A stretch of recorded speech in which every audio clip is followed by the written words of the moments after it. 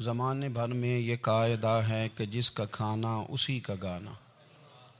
حضرت حکیم الامت فرماتے ہیں کہ زمانے بھر میں یہ قاعدہ ہے کہ جس کا کھانا اسی کا گانا، تو جن کا ہم کھا رہے ہیں انہی کے پھر گیت ہم گا رہے ہیں۔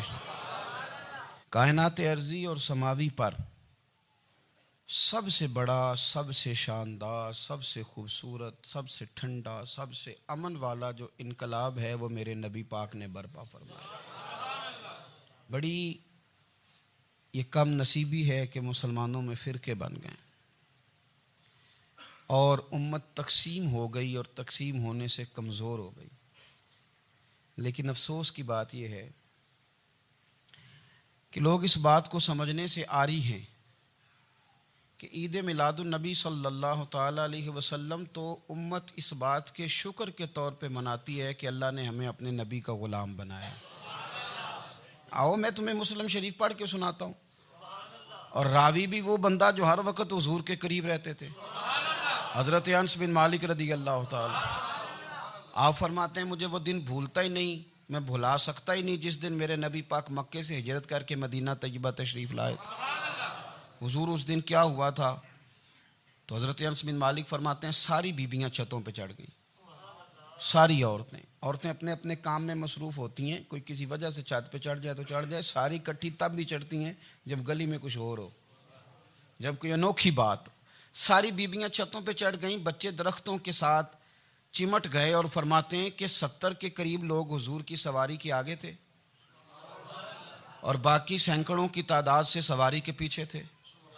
اور فرماتے ہیں یہ الگ منظر تھا، اور یہ مسلم شریف میں نعرہ موجود ہے، مسلم شریف میں یہ صحیح مسلم میں موجود ہے کہ جب حضور مدینے آ رہے تھے تو مدینے والے نعرہ لگاتے تھے یا محمدہ یا رسول اللہ، اور چلتے ہوئے لگا رہے تھے یا محمدہ یا رسول اللہ کا وہ نعرہ لگا رہے تھے۔ اور پھر حضرت انس بن مالک فرماتے ہیں یہ دو منظر یہ تھے، ایک تیسرا منظر بھی تھا۔ مدینہ شریف کے اندر کچھ قبیلے تھے، آج بھی ایسا ہونا نہیں چاہیے، یہ اسلام نہ صرف اس کو ناپسند کرتا ہے بلکہ اس کی تردید کرتا ہے۔ چھوٹی برادری بڑی برادری آج بھی تقسیم ہے، نہیں ہونی چاہیے۔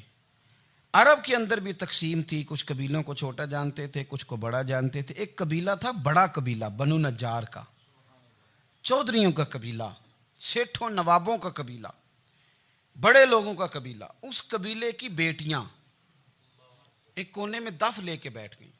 نبی پاک صلی اللہ تعالیٰ علیہ وآلہ وسلم کے غلاموں بات کو سمجھیں۔ ایک منظر یہ کہ عورتیں چھتوں پہ، آج ہم منع کریں گے کیونکہ یہ پردے کی آیتیں نازل ہونے سے پہلے کی بات ہے، اب آیتیں آ گئیں، اب ہم یہ اجازت نہیں دیتے۔ عورتیں چھتوں پہ چڑھ گئیں، مرد گلیوں میں نعرے لگانے لگے، اور بنو نجار قبیلے کی بیٹیاں، چھوٹی بچیاں وہ ایک کونے میں دف لے کے بیٹھ گئیں اور وہ پڑھنے لگیں طلع البدر علینا۔ اب تو میلاد غریبوں میں رہ گیا ہے، ہمارے یہاں فیشن ہو گیا ہے، جب حالات خراب ہوتے ہیں تو لوگ برکت کے لیے میلاد کراتے ہیں، اور جب امیر ہو جاتے ہیں پھر انہیں میلاد کے جائز ہونے کی دلیل ہی کوئی نہیں ملتی، پھر وہ یہ فیشن ہے۔ بندہ تھوڑا سا پڑھ جائے نا دو چار چیزیں تو ہر چیز کو غلط کہنا اس کی طبیعت ہوتی، پھر یہ فیشن ہے کہ میری سوسائٹی نہیں ہو گئی، کتابیں نہیں ہو گئیں، فرنیچر نیا ہو گیا، دوست نئے ہو گئے تو مذہب وہی پرانا۔ اوئے ہوئے کوئی ترقی کرنی چاہیے، پھر وہ ترقی کرتے ہیں بیچارے، اور جن کی پیچھے 10 نسلیں اور 50 نسلیں میلاد مناتی آنے کو تو نہیں دلیل کوئی نہیں ملی۔ سبحان اللہ۔ جن کی دادی وضو کر کے کھیر پکاتی تھی 11ویں کی، جب امیر ہو جاتے ہیں تو انہیں 11ویں پکانے کی دلیل ہی نہیں ملتی۔ اب آپ امیر ہو گئے میرے بھائی، آپ کا فیشن ہے، یہ طبیعت کا حصہ ہے۔ آپ چاہتے ہیں کہ میں وہ کام کروں جو درویش لوگ، سادے لوگ نہیں کرتے۔ تم اپنے معاملات کو بچانے کے لیے نعرے لگاؤ تو تمہارے پاس ساری دلیلیں ہیں، لیکن یہ تمہارا نصیبہ ہے کہ تم جھوٹوں کے نعرے لگاتے ہو، لیکن یہ غریبوں کا نصیبہ ہے کہ میلاد والے رسول کا نعرہ لگاتے۔ یہ غریب کا حصہ ہے۔ لیکن وہ بنو نجار کی بچیاں غریب نہیں، امیر گھرانے سے تھیں۔ انہوں نے جو بات کی اس کو حفیظ جلندری نے لکھا۔ مرحوم کہنے لگے کہ وہ ننھی بچیاں، چھوٹی بچیاں تھیں، کہتے وہ ننھی بچیاں وہاں بیٹھ کر دف بجاتی تھیں اور رسول پاک کی جانب اشارے کر کے گاتی تھیں، اور لوگوں سے کہتی تھیں کہ یہ کوئی ہمارا پیشہ نہیں دف بجانا، ہم تو چودھریوں کی بیٹیاں ہیں، ہم تو بڑے خاندان سے ہیں۔ وہ ننھی بچیاں جو بیٹھ کر وہاں دف بجاتی تھیں، رسول پاک کی جانب اشارے کر کے گاتی تھیں اور کہتی تھی ہم ہیں بچیاں نجار کے عالی گھرانے کی، خوشی ہے آمنہ کے لال کے تشریف لانے، ہمیں بڑی خوشی ہے آمنہ کے لال کے، خوشی ہے آمنہ کے لال کے، خوشی ہے آمنہ کے لال کے، ہمیں خوشی ہے آمنہ کے لال کے تشریف، خوشی ہے بس آمنہ کے لال کے تشریف۔ نبی پاک صلی اللہ تعالیٰ علیہ وآلہ وسلم سے امت کا جذباتی رشتہ ہے۔ یہ پہلے دن سے ہی ابو جہل کب منع کرتا تھا کسی مسلمان کو کہ خانہ کعبہ میں نماز نہ پڑھو، کہتا پڑھو۔ حضرت صہیب ابن سنان رومی سے اس نے کہا کہ آپ اپنے طریقے کے مطابق، مسلمانوں کے طریقے کے مطابق کعبے کے اندر نماز پڑھیں، جو مرضی کریں۔ روکتے تو وہ نبی پاک کے قریب جانے سے تھے، وہ منڈیوں میں بیٹھ جاتے تھے، حضور کے قریب نہ جانا، حضور کے قریب نہ جانا، حضور کے قریب نہ جانا۔ میری بات کو آپ سمجھے اور ہمیشہ یاد رکھیں، امت کا نبی پاک سے جذباتی رشتہ، جذباتی۔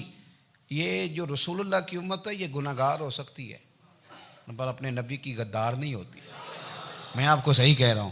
میرے کلین شیو نوجوان کے کان میں آپ جا کے کہیں نبی پاک، چاہے اس نے نماز نہ پڑھی ہو، چاہے اس نے داڑھی نہ رکھی ہو، آپ حضور کا نام لیں، اس کے رونگٹے کھڑے ہو جاتے ہیں، اس کی طبیعت، اس کا دل دھک دھک کرتا ہے، اس کی ایک ایک روح سے محمد محمد کی آوازیں نکلتی۔ یہ فیض ہے رسول پاک کا اور یہ کرم ہے اللہ کا اس امت کے ساتھ۔ امیر ملت پیر جماعت علی شاہ صاحب محدث علی پوری فرماتے ہیں ایک جگہ ہندوؤں کا جلسہ تھا، ہندو پنڈت تقریر کر رہا تھا، اس نے نبی پاک صلی اللہ علیہ وسلم کی شان میں معاذ اللہ کو بے ادبی کر دی۔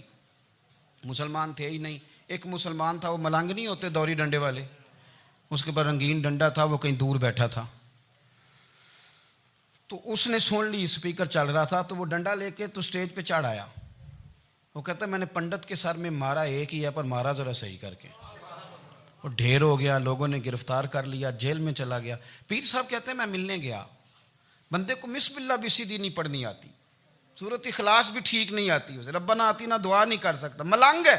میں ملنے گیا اور میں نے کہا یار نہ تو نماز پڑھے، نہ داڑھی رکھے، نہ تو مسجد جائے، پر تو نے کمال کر دی۔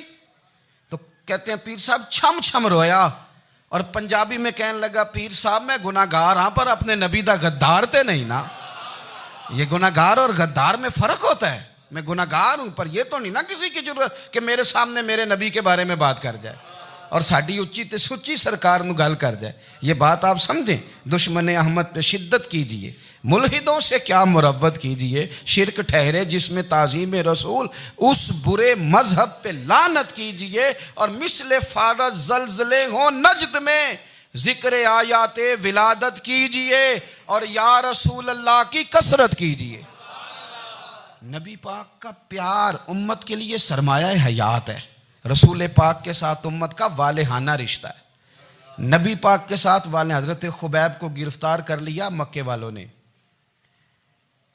اس وقت غربت تھی اسلام پر، مکے میں سارے لوگ کٹھے ہو گئے اور چوک میں پھانسی دینے لگے حضرت خبیب کو۔ کہنا آسان ہے، کرنا بڑا مشکل ہے۔ بندہ جیل میں الجھ جائے تو میں نے بڑے بڑے سیانے لوگ معافیاں مانگتے دیکھیں، بڑے بڑے لوگ کہتے دیکھے ہیں کہ یہ کام بڑا، قید تنہائی بذات خود ایک مصیبت ہے۔ آپ کو اکیلا رہنا پڑ جائے نا، یہ لاک ڈاؤن ہوا ہے تو لوگ نفسیاتی مریض بن گئے، اکیلے رہنا، تنہا رہنا کوئی چھوٹا کام ہے؟ حضرت خبیب اکیلے اور مکے کا دور اور چاروں جانب کافر، اور چوک میں جب پھانسی پہ لٹکایا جانے لگا تو ابو سفیان بولے اور بول کے کہنے لگے یار بندہ کوئی کام کر کے بڑا پچھتاتا بھی ہے کہ یار نتیجہ کیا نکلا، تو معاذ اللہ آپ کا بھی نتیجہ تو پھانسی ہے، تو آپ کا کیا خیال ہے؟ یہ آپ یقین کریں کہ لوگ صحیح صحیح ساتھ چلتے ہیں، تھوڑی سی دشواری اٹھانی پڑ جائے تو کہتے ہیں میں گاڑی ٹھیک تھا، پر انہی پتھروں پہ چل کے اگر آ سکو تو آؤ، میرے گھر کے راستے میں کوئی کہکشاں نہیں ہے۔ لوگ نا میٹھا میٹھا کھانا چاہتے ہیں، تھوڑا کڑوا آ جائے تو مصیبت بن جاتی، کہتے ہیں سارے فلانے سے پیار کریں گے تو میں کروں گا، سارے مخالفت بھی کریں گے تو ہم انشاءاللہ پیار ہی کریں گے۔ یہ کیا بات ہوئی کہ ہم زمانے کا رنگ دیکھ کے چلیں گے؟ اب بعض لوگ پچھتا رہے ہوتے ہیں حضرت خبیب سے کہا، ابو سفیان نے ابھی کلمہ نہیں پڑھتے تھے، کہنے لگے تو اس وقت پھانسی پہ لٹک رہا ہے اور تیرے نبی مدینے میں اور آرام میں، اور ان کے صحابہ آرام میں، اہل بیت گھر میں، تیرے ذہن میں اگر اس وقت یہ بات ہو کہ اس وقت تیری جگہ پہ وہ ہوتے معاذ اللہ، تو پھر کیا ہوتا؟ مجمع غیروں کا، علاقہ غیروں کا، یہ ٹائم آیا تھا اب نعرہ رسالت لگانے کا، اب ٹائم آیا حضرت خبیب نے نعرہ رسالت لگانا ہے، پر لگانا کس طرح ہے کہ کافر یاد رکھیں۔ حضرت خبیب سے کہنے لگے اگر تیری جگہ حضور ہوتے تو پھر تیرا کیا خیال ہے معاذ اللہ؟ تو حضرت خبیب کہنے لگے تم ابھی بھی نہیں سمجھے؟ ٹھیک ہے میں مکے میں اکیلا ہوں، سارے لوگ مدینے میں ہیں، پر میں پچھتا نہیں رہا، میں تو فخر کر رہا ہوں، میں فخر کر رہا ہوں اس لیے کہ چوری کر کے جان نہیں دے رہا، مدینے والے کی عزت پہ جان دے رہا ہوں، میں فخر کر رہا ہوں۔ فرمایا سن، تو کہتا ہے تیری جگہ حضور ہوتے اور تم انہیں یہاں معاذ اللہ پھانسی پہ لٹکاتے۔ فرمایا سن، میں تو یہ بھی پسند نہیں کرتا کہ میں گھر میں بیٹھا ہوں اور میرے نبی کو ہلکا سا کانٹا بھی چبھ جائے، ہمارا اپنے نبی سے محبت کا رشتہ ہے، ایک کانٹا بھی حضور کے قدم مبارک میں چبھے ہمیں برداشت۔ مجمع ان کا تھا، نعرے لگ رہے تھے، ہم نے مسلمان پکڑ لیا، لیکن حضرت خبیب نے اکیلے، اللہ کرے آپ کو میری بات کی سمجھ آئے، اللہ کرے آپ کو سمجھ آئے، اکیلے جب پھانسی کے تختے کے قریب نعرہ لگایا نا کہ میں تو کانٹا بھی نہیں چبھنے دوں گا اپنے نبی کو، اب سارے ہار گئے۔ اب اس ایک جملے نے نا ان کو شکست خوردہ کر دیا، اب بول کچھ نہیں سکتے تھے، گردنیں جھک گئیں، اور جب سناٹا چھایا تو ابو سفیان ساتھ والے سے کہنے لگا باقی ساری باتیں اپنی جگہ پر ہیں، پر اصحاب محمد سے پیار تو بڑا ہی کرتے ہیں نا، اور وہ کچا رنگ للاری والا جیڑا چڑھدا تے لیندا رہندا، اے عشق تیرے دا رنگ محمد چڑھ جائے پھر نہیں لیندا۔ کہا یار پیار تو یہ کرتے ہیں نا، اس میں کوئی شک والی بات؟ اس پیار سے کافر ڈرتا ہے۔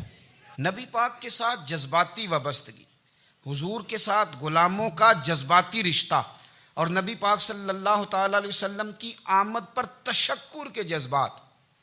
امام رازی نے لکھا ہے کہ حضرت موسیٰ کلیم اللہ علیہ السلام نے تورات کی تختیوں کے اندر ایک امت کا ذکر پڑھا کہ جو امت گناہ کا ارادہ کرے گی تو گناہ لکھا نہیں جائے گا جب تک کر نہ لے، اور نیکی کا ارادہ کرے گی تو رب ان کی نیکی لکھ دے گا، اور جب وہ کر لے گی تو اللہ 10 گنا اجر عطا کرے گا، اور وہ ایسی امت ہوگی کہ جن کے چہرے قیامت کے دن نور کی طرح چمکیں گے، اور وہ امت ہوگی جن کی اللہ تعالیٰ زمین ساری پاک فرما دے گا، جہاں نماز پڑھیں گے نماز ہو جائے گی۔ یہ تذکرے پڑھ کے تو حضرت موسیٰ کلیم عرض کرنے لگے اللہ یہ امت میری بنا دے، تو رب کریم نے فرمایا کہ موسیٰ نہیں، یہ تو میرے محبوب کی امت ہے، فرمایا یہ تو میرے نبی پاک کی امت، حضور کی امت۔ اللہ اکبر۔ حضرت موسیٰ معمولی آدمی نہیں، وہ جلیل القدر پیغمبر ہیں جن کا قرآن کے ہر سپارے میں تذکرہ ہے، کہیں واضح طور پہ کہیں اشارتاً، ہر پارے میں۔ اور حضرت موسیٰ اللہ کے وہ نبی ہیں جو رب سے ڈائریکٹ باتیں کریں کوہ طور۔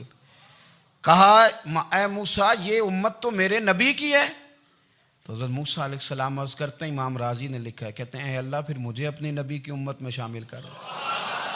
او یار ہمیں لوگ کہتے ہیں میلاد نہ مناؤ، جس امت میں آنے کے لیے حضرت موسیٰ نے دعا مانگی، جس محبوب کی غلامی کے لیے، ہمیں تو دعا بھی کوئی نہیں مانگنی پڑی، اللہ نے فضل سے ہی مدینے والے کا غلام بنا دیا۔ تو ہم حضور کے تذکرے نہ کریں، ہم تشکر نہ کریں، ہم نبی پاک صلی اللہ تعالی وسلم کی نعت نہ پڑھیں، ہم حضور کے آنے پر جشن کا اظہار نہ کریں، ہر وہ جائز طریقہ جس سے اظہار خوشی ہو سکے وہ میلاد پہ کرنا چاہیے، اور اس کے لیے اسباب بنانے چاہیے۔ امت کا ایک جذباتی انداز ہونا چاہیے نبی پاک کے ساتھ، ایک وارفتگی، ایک ذوق، ایک طبیعت کے اندر وجدان۔ نعرہ مطلب اس طرح نہ ہو کہ بس چل رہا ہے کام، میں نہیں ہوں قائل، میں کہتا ہوں پہلے تو کوئی لگائے نا، اور پھر نعرہ جب لگتا تھا نا تو مسلمانوں کے یہاں نعرہ لگتا تھا تو بڑے بڑے لوگ کانپ جاتے تھے۔ صوفیاء نے لکھا ہے کہ حضرت عمر نے جب کلمہ پڑھا نا تو 39 بندے کلمہ پڑھتے تھے، تو نبی پاک نے رات کو دعا مانگی، اے اللہ عمر کو مسلمان کر کے اسلام کو عزت دے۔ حضرت عمر سویرے آ گئے، میں وہ تفصیل میں نہیں جاتا، بات لمبی۔ حضرت عمر جب آئے نا اور انہوں نے آتے جب کہا نا کہ میں کلمہ پڑھنے آیا ہوں، تو حضور اتنے راضی ہوئے کہ نبی پاک نے کہا اللہ اکبر، تو صحابہ نے نعرے لگائے اللہ اکبر اللہ اکبر، یعنی 40 لوگ مسلمان ہوئے تو نعرے لگے ہمارے صوفیاء کہتے ہیں حضرت عمر کے آنے پر جب نعرے لگے تو بتاؤ کہ وہ تو نعرہ تکبیر لگا، نعرہ رسالت کیوں نہیں لگا؟ تو کہتے ہیں گویا ہمیں حضور نے یہ سمجھایا ہے، حضور کے اشاروں نے سمجھایا ہے کہ میں اب اپنے نعرے خود تو نہیں نہ لگاؤں گا، میں نے تو اللہ اکبر کہہ دیا، عمر آ گیا ہے میرے نعرے لگاتا رہے گا، اب نعرے لگیں گے۔ حضرت عمر نے پہلے دن ہی کہا کہ حضور آپ سچے رسول ہیں تو چھپ چھپ کے نماز کیوں پڑھیں؟ شروع ہو گئے نعرے، حضور آپ سچے ہیں تو چھپ چھپ کے نماز کا کیا معنی ہو؟ تو حضور نے فرمایا تیرا کیا ارادہ ہے؟ حضور سارے نہیں، ایک میں، ایک امیر حمزہ، ایک لائن کے آگے وہ لگ جائے، ایک کے آگے میں لگ جاؤں، اور باقی مسلمان جتنے ہیں کل 40 تھے، پیچھے 18 19 بچیں گے، تو ایک لائن میں وہ ہو جائیں، ایک میں آگے، ایک میں امیر حمزہ ہو، ایک میں ہوں، تو دیکھ لیتے ہیں یہ ہمیں نماز کیسے نہیں پڑھنے دیتے۔ ہاں دیکھ لیتے ہیں، آئے نا میدان میں، ادھر آ ستمگر ہنر آزمائیں تو تیر آزما ہم جگر آزمائیں، اور غلامان محمد جان دینے سے نہیں ڈرتے، یہ سر کٹ جائے یہاں رہ جائے کچھ پرواہ نہیں کرتے۔ فرمایا بھی پتہ چل جاتا ہے نا، ایک لائن میں حضرت امیر حمزہ ہو گئے، ایک میں حضرت عمر ہو گئے۔ پہلے یہ مارتے تھے جو حرم شریف میں مسلمانوں کے طریقے پہ نماز پڑھتا تھا، یہ جلوسوں کی بڑی برکت ہے، اندر بیٹھے رہے نا چپ کر کے، نکل جائیں تو پتہ کچھ بھی نہیں چلتا۔ جب نکلتے ہیں نا لوگ کہتے ہیں جلوس کیا معنی ہے، تو میں بتاتا ہوں نا جلوس کا معنی کیا ہے۔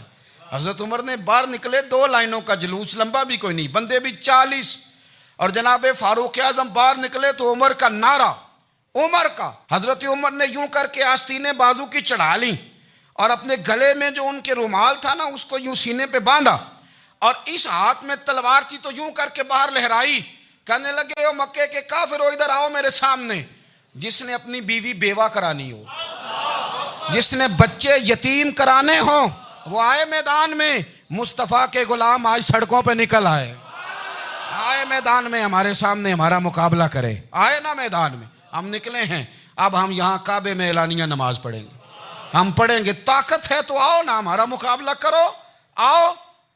کفر بذات خود بہت بڑا جھوٹ ہے، اور جھوٹ کے پیر، بس 2 بندے نکلے تلواریں لے کے آگے، تو پھر حضرت عمر نے اعلانیہ نماز پڑھوائی خانہ کعبہ۔ تو میرے بھائی رسول اللہ صلی اللہ علیہ وسلم کے غلام تو جب نعرہ لگاتے تھے تو ہو ہی کمال جاتا تھا۔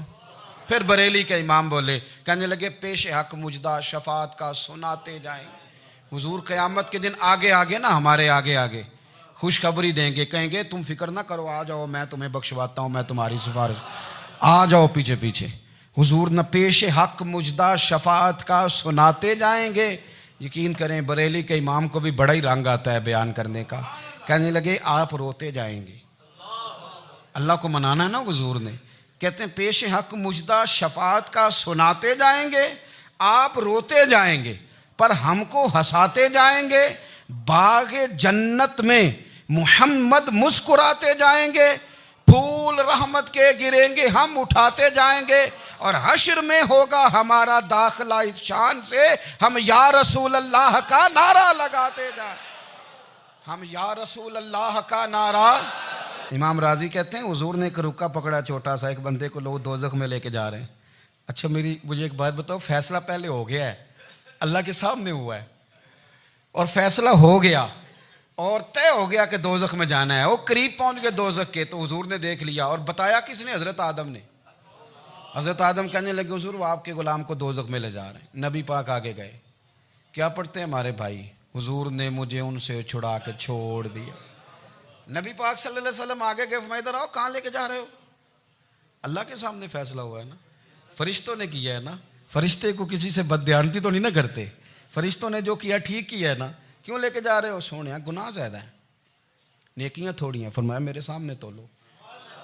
کسی فرشتے نے نہیں کہا کہ سونے معاذ اللہ ہم کو بے ایمان ہے، ہماری کوئی اس سے زد چل ساڈا کو بننا سان جائے دے نال، بھائی میرا مطلب ہے صحیح تولا ہے، فیصلہ ہے، فرمایا دوبارہ تولو۔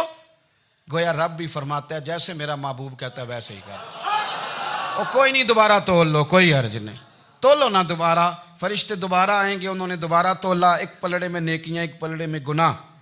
اب وہ گناہ پھر زیادہ نکلے تو نبی پاک نے نا جیب سے اتنا سا روکا نکالا، روکے کا بھی کوئی وزن ہوتا ہے، وہ حضور نے نیکیوں کے پلڑے میں رکھ دیا، نیکیاں بڑھ گئیں، فرشتے بھی چپ کر گئے۔ چلو بھائی جنت میں. میری طرح کا تھا نا پتہ سارا سردار نو کیتی ہے, پتہ تو تھا نا اسے من آنم کے من دانم, تو سیدھا حضور کے قدموں سے جا لگا. کہنے لگا سونیا میں تو ساری زندگی گناہ کرتا رہا, یہ کون سی نیکی ہے؟ تو حضور فرمانے لگے چپ کر, جنت کا دروازہ کھول گیا, تو جا جنت میں. حضور رکے میں کیا ہے؟ فرمایا تو نے ایک دن درود و سلام نہیں پڑھا تھا, میں نے تیرا سنبھال کے رکھا ہوا تیرا درود شریف, وہ نعرے رسالت بھی تو نے لگائے تھے, وہ تو کھول کے میرے تذکرے میں نے تیرا سنبھال لیا. دوزخ میں میں تو کیا میرا سایہ نہ جائے, کیونکہ رسول پاک سے دیکھا نہ جائے, میرے رسول پاک. اور میری بات سنو, میں بھی آپ کو کھانا نہیں کھلاتا, لنگر میرے سنگی کھلاتے ہیں, میرے دوست آپ کو کھانا پیش کرتے ہیں. ہر جگہ آپ جاتے ہیں تو وہاں کچھ لوگوں کی ڈیوٹی ہوتی ہے, لیکن ترمذی شریف سیاستہ کی حدیث ہے. حضرت انس نے پوچھا تھا حضور قیامت میں کہاں ملیں گے؟ فرمایا حوض کوثر پہ. حضور وہاں انس پانی پلائیں گے کہ بلال پلائیں گے کہ سہیب پلائیں گے؟ فرمایا نہیں, امت پیاسی آئے گی تو میں اپنے دست مبارک سے پانی پلاؤں. حضور وہاں نہ ملے تو فرمایا پل صراط پہ آنا, امت گزرے گی تو میں رب سلیم کی دعائیں کروں گا. تو اعلیٰ حضرت فرماتے ہیں جب حضور دعا کر رہے ہیں تو ڈرنے کی ضرورت کیا ہے؟ خدا کی رضا چاہتے ہیں دو عالم, خدا چاہتا ہے رضائے محمد, رضا اب پل سے وجد کرتے گزری کہ ہے رب سلم دعائے محمد صلی اللہ ہو. تو حضور وہاں ملاقات نہ ہوئی تو پھر اس حدیث کو بھی یہ حدیث مضبوط کر دے گی. حضور فرمانے لگے پھر میزان عمل پہ آ جانا, امت کے عمل تول رہے ہوں گے اور میں کامیابی کی دعائیں مانگ رہا ہوں گا. تو جس کے لیے حضور دعا مانگیں گے ناکام ہوگا, ناکام ہوگا. اپنے بچوں کو حضور کی محبت سکھائیں, نبی پاک صلی اللہ علیہ وسلم کی غلامی کریں. آپ کا رشتہ نبی پاک کے ساتھ مضبوط ہونا چاہیے, آپ کے تعلقات حضور کے ساتھ مضبوط ہونے چاہیے. اور آپ نے دائیں بائیں نہیں دیکھنا کہ پراپوگنڈا کیا ہے, لوگ کیا کہہ رہے ہیں. لوگوں کو دیکھ کے جو لوگ رستہ بناتے ہیں وہ پیچھے رہ جاتے ہیں. آپ نے یہ دیکھنا ہے کہ میرا حضور سے نسبت کا تعلق مضبوط ہے, کوئی کدھر جا رہا ہے اس سے ہمیں کوئی تعلق. اس وقت عالمی حالات کیا ہیں, قومی حالات کیا ہیں, معاشی حالات کیا ہیں, جرنلسٹ کیا کہہ رہے ہیں فلانے کے, ہمیں اس سے غرض نہیں ہے. ہمیں تو اتنا پتہ ہے کہ ہم نے اپنے نبی کو راضی کرنا ہے. تو اس لیے خوبصورت محافل کا ذکر کریں, خوبصورت درود شریف پڑھیں.